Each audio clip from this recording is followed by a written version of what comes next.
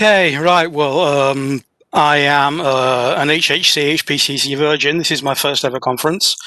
The reason I'm here is because I am in the process of writing a piece of software that's going to be used for Swiss micros called DMConnect, the purpose of which is to extract information from any of the Swiss micros Voyager machines and play around with it, back it up, basically do whatever you want with it.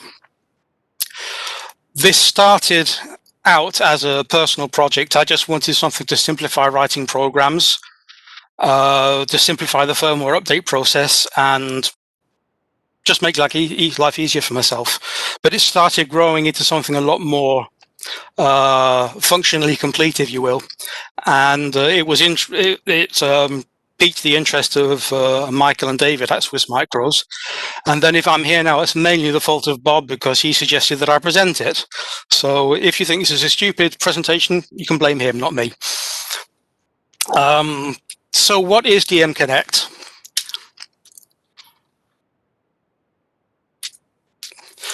As I say, it's mainly to make life easier for you. It already has features that allow you to get data in and out of it over a USB port, but what can you do with it? The most frequent use of that USB port is to do firmware updates. As things are, the process is a little bit convoluted right now in that you have to use one piece of software to extract the memory of your calculator. You then have to shut that down, use another piece of software to do the actual updates, poke things into the back of the calculator and what have you. Then you find out that the memory has been wiped, so you have to go back into your first piece of software and load the backed up data back into the calculator. Now, the whole point of DMConnect is to automate the whole process. You connect it, it'll back up the memory, it'll locate the firmware online, flash it into the calculator, restore the contents, and doing that at the press of a button without having to poke things in the back of the calculator as well. Yes, it's true that if you just want to do a quick and dirty algorithm, a quick solution, it is easier to just grab your calculator and program it there and then. But if you have something that's a little bit more convoluted, that needs a bit more thinking about it, it's a lot easier to have a full text editor and write a program on your laptop, your desktop computer or whatever. It makes things a lot easier. Another thing that you can do is all the data in your storage registers. DMConnect will allow you to exchange that with a spreadsheet using a CSV import and export. And it will allow you to explore the model-specific features of the various calculators, like matrices on the DM15, alarms, and that kind of thing on the DM41. Now, when you first start up DMConnect, you get a fairly unassuming window like that with only a few controls on it. That's the window on the left. I assume you can see my mouse cursor here. Yeah, I got that. Good. And on the right, there is a window that gives logs of what DMConnect is doing.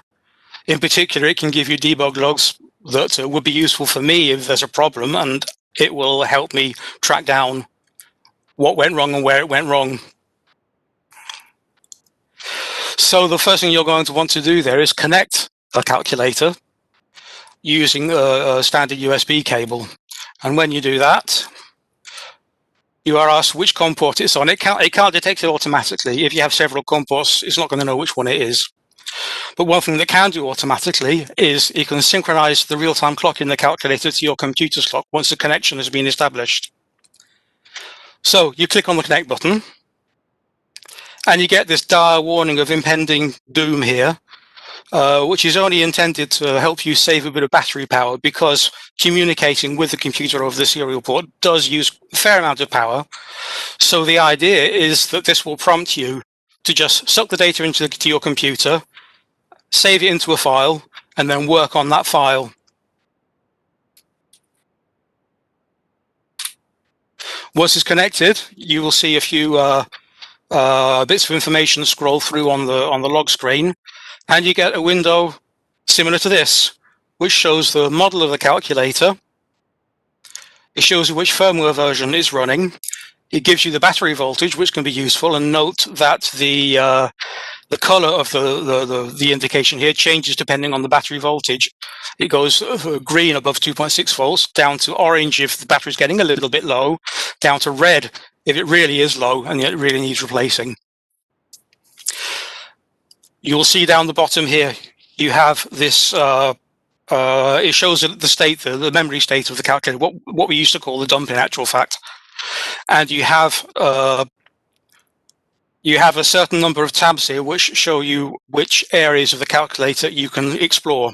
So I have a DM41 connected here, and it gives you the things you would expect for that, with the extended memory, the alarms, and all that. What you can do is you can load a state file that you saved previously from your disk and just write it straight to the calculator. That is the end half of the backup process. Or you can save the state of this calculator to a file, or you can clone it to a compatible calculator. That, for most models, means the same model.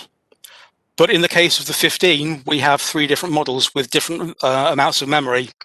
So if your programs and memory registers will fit into DM15 with a smaller capacity, you can still copy it, whereas before, if you wanted to restore a memory state to a DM15, whichever model, it had to be from the same model. This one allows for different memory capacities and allows you to mix and match in a way. So, as I said, you can work with memory states from disk rather than from a calculator. So you can load a state from a file, or you can create an empty state in memory. And when you do that, you're given the option of which type of calculator to start up. There are actually going to be keyboard shortcuts which will simplify the process a bit, but I haven't got around to documenting that yet. Now, the initial startup that you saw showed the memory dump, but there are other tabs here. The first one of which that you can switch to is the registers. So it shows you the content of all the registers in your memory. You can see there's a scroll bar here, so it does actually go down further. Some of them are a slightly darker color and they have a little label after them. These are registers that have a specific purpose. For example, in this case, you can see the registers that are used for statistic functions on the 15. There are a number of other controls here which will allow you to clear all the registers in one go, or to make them revert to their state prior to the last save or load. You can set all the registers to a specific value. You can export them all to CSV. This is so that you can import them later into a spreadsheet. And you can also do the opposite operation and import registers from a CSV file. The registers page is the same for pretty much all the models, but you can see particularities here of the DM15, where you can set the memory partition. The default is 19 like it is on the HP15C. On the 41, you see the alpha register as well. And you can also change the curtain, move the curtain with the size command, and you can also change where the statistics register starts in memory.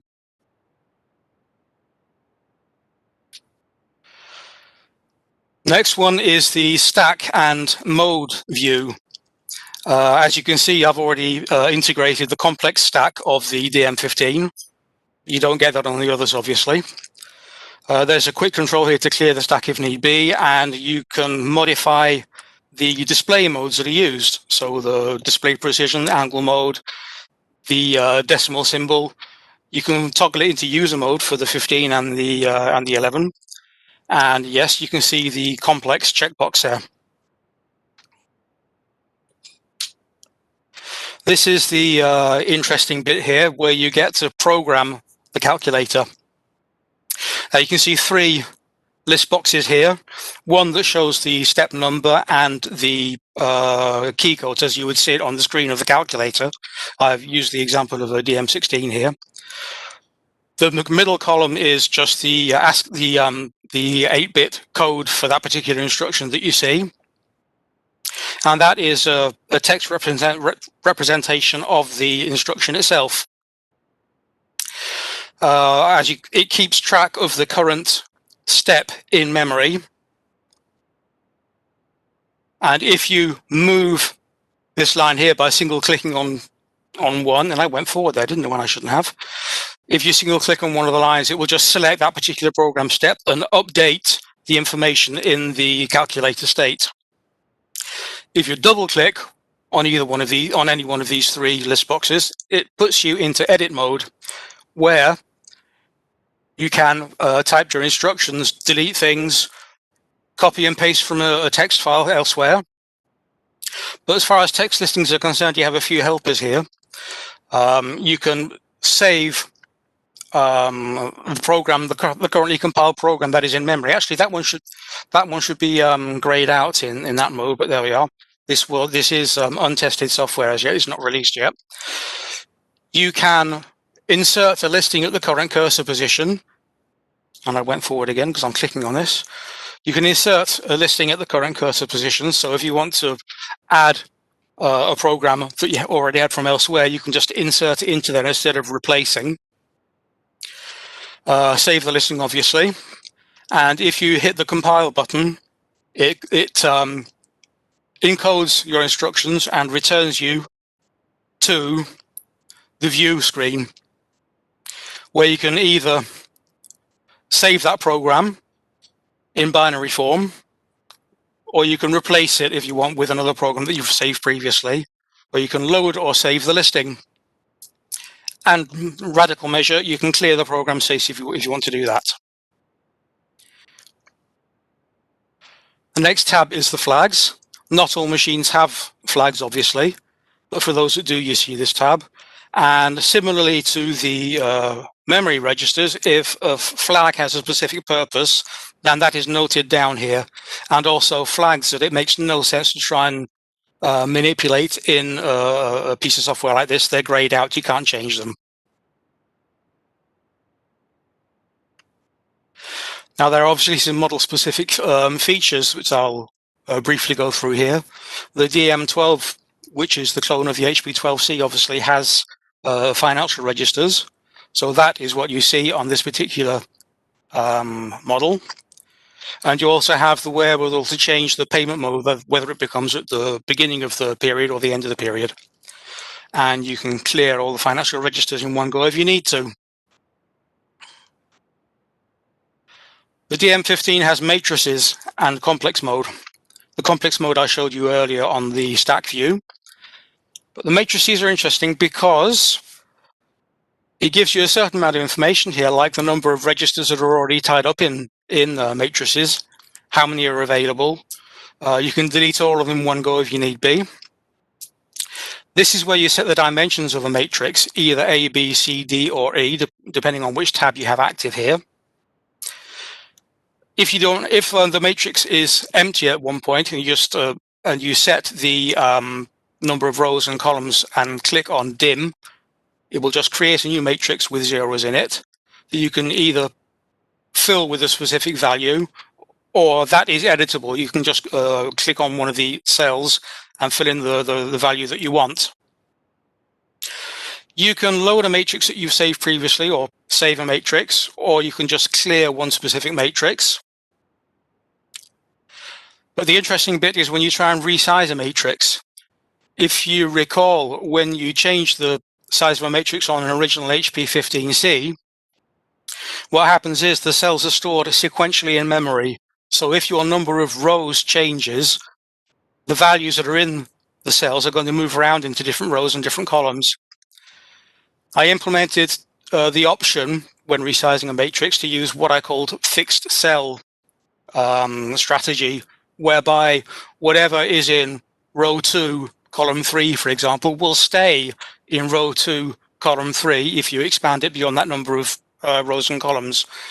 If you reduce the size of a matrix, it will keep the top left portion of it as previously. So what was in row 1, column 3, for example, and you resize a matrix to only 2 columns, that particular value is lost. You won't have it anymore.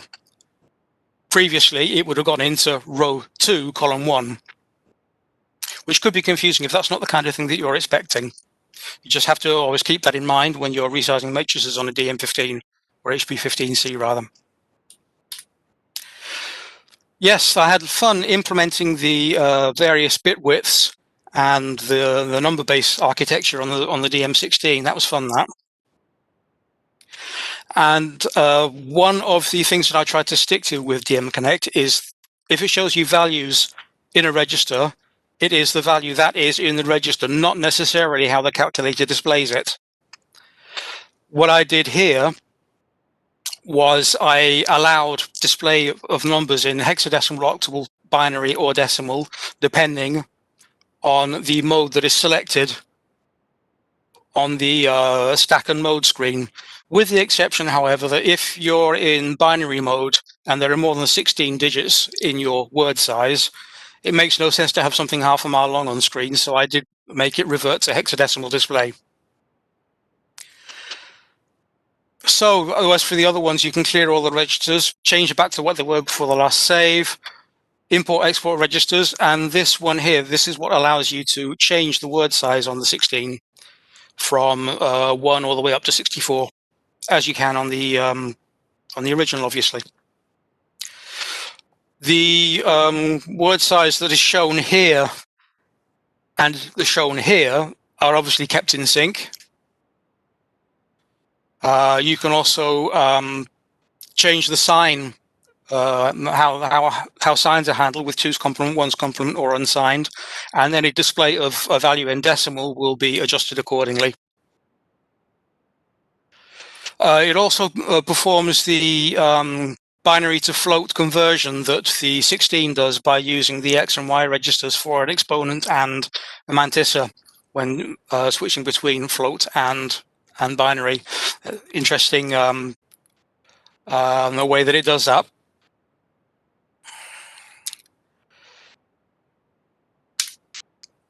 Finally, there are the extra features that you see within the DM41 extended memory and the alarms. So the view of the extended memory is pretty much the same as you'd get with Cat4. It lists the file names along with the type of the file that you have there. This is a program file, and it's 49 steps long. You can save the entire extended memory to a file, or you can load an image you saved previously back into the machine. You can rename files in extended memory, so that is where this dialog shows up. Obviously, name validation takes place. It can't be more than 7 characters, and it has to be characters that are recognized in the alpha character set that the 41 uses. You can save individual files to extended memory or load individual files into extended memory, with the particularity that if you want to load a file into extended memory, it will also allow you to select an image file that contains a bunch of files in it, and you can select which files within the image to load. You can remove a file from extended memory, in which case it packs a whole lot back to the upper limit, and you can clear the entire extended memory, of course. Alarms. Right, so the alarm can be past due or not. They are displayed in chronological order, as you can see here. Alarms that are not past due are indicated in green, and those that are past due have a red bar on the side instead of green. Alarms that are repeating have a little indicator on the end there, so you can see at a glance of an eye that they are repeating alarms. And this little dialog that I set up in here, it shows you what the window looks like for setting or editing an alarm. So new alarm, you can edit a select. You can select an alarm here and edit it, or you can delete it. You can clear all the alarms if you want, and you can load and save alarms to the disk.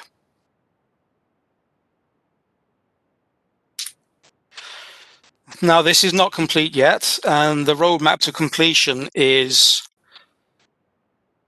Well, the program decoder for the DM41 is more or less working. I need to get the division into different program areas sorted first. I need to write the encoder.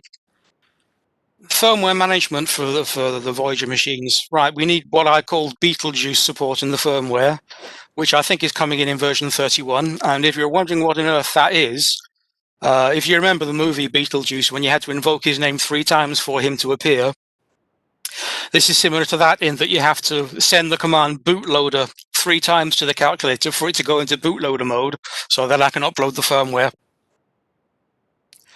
The user interface needs tidying up a bit. There are a few things that are inconsistent, like the example of that Save Program button that shouldn't have been up there in that Program tab. And I already have CSV import-export of registers, so adding that for matrices makes sense as well. As for a timeline, I can't give that yet. It depends on a lot of factors. It's a bit like asking how long is a piece of string.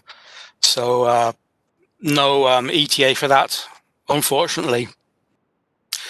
And as for the future, yes, I saw a couple of people saying that they wanted Windows other than versions other than Windows, and that is planned.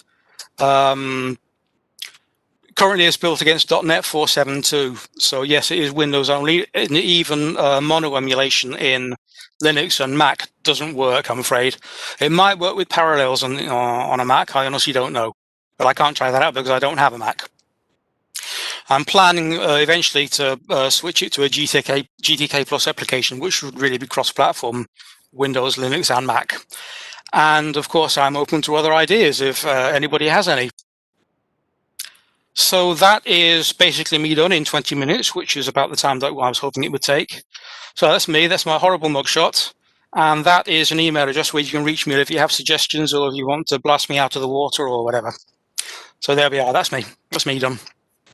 Thank you, Godwin. Excellent. There were a few suggestions that both on the YouTube channel and on the chat in WebEx. Somebody suggested maybe if you on GitHub and let the community fork it and tweak it and that sort of thing, maybe. Possibly. Yeah, well, that's not my decision, but I have no problem with that. But once it is actually working, has been released for Windows, I reckon. Yep. Super. Anybody got any questions? Shall we have a? We'll do questions, but let's break till past because we haven't had a break for a little while, and then we'll have our final presentation from Will. So back at past, if that's okay, or ask questions of Godwin. I'll hang around. Thank you.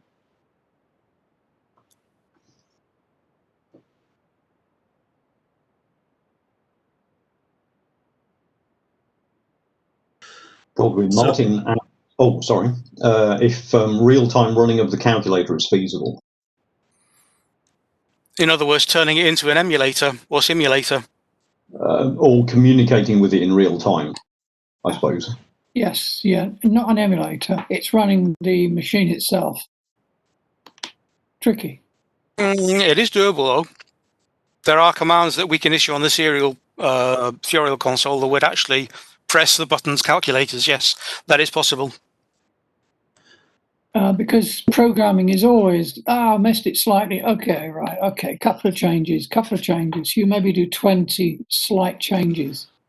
So once you've loaded it, you tweak it, a dozen times or something. And if you have to disconnect, reconnect, it's too much for that.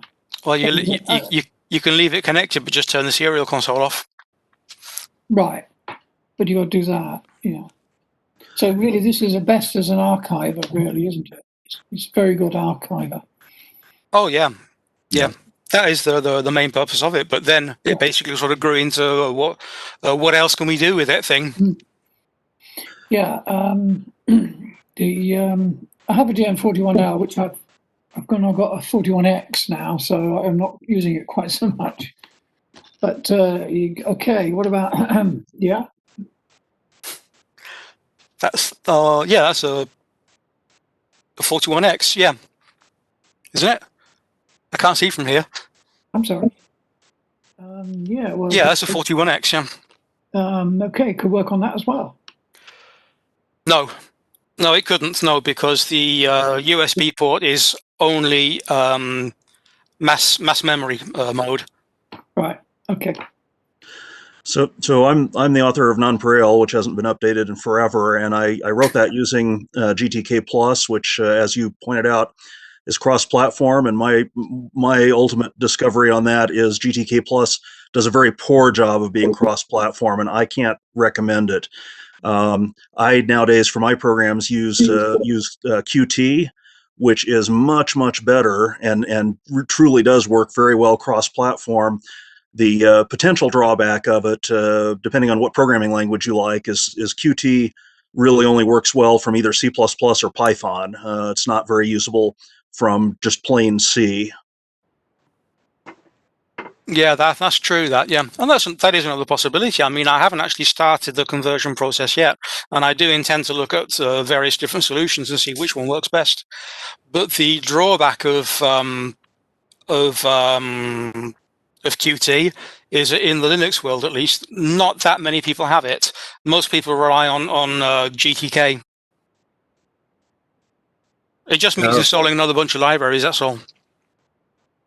I've never run into that being a problem on either the Red Hat family of Linux distributions or the Debian and Ubuntu family. They all actually have Qt. It might not necessarily be pre-installed, but when you go in to install a packaged application that needs them. Oh yeah, that depends. It'll pull it in. Yeah. Yeah. There is a .NET framework that will be released by the end of the year that should work cross-platform. A .NET framework that's cross-platform. It's called .NET MAUI. It's basically they start from Xamarin Forms and they generalize it. Ah, right. Okay. Yeah. Xamarin. Yeah, that's ringing bells up. But that was the compatible framework that was developed, that has been bought by Microsoft at some point, but that was developed in parallel with Microsoft. Right. Yeah. Yeah. Because I remember we were talking about using that where I work, so for mobile development, Android, iOS. Yeah. Interesting. Since you have already developed your code with .NET, that may be the more easiest way to go cross-platform. Yes, that's a very good idea. That I'll have to look into that. Godwin, this is Mark Hartman. Yeah, no, you're all right. Yes, thank you. What about the display of complex matrices? As far as I remember, the HP15C doesn't actually implement complex matrices. To do complex matrix calculation, you have to juggle with multiple real matrices. Okay.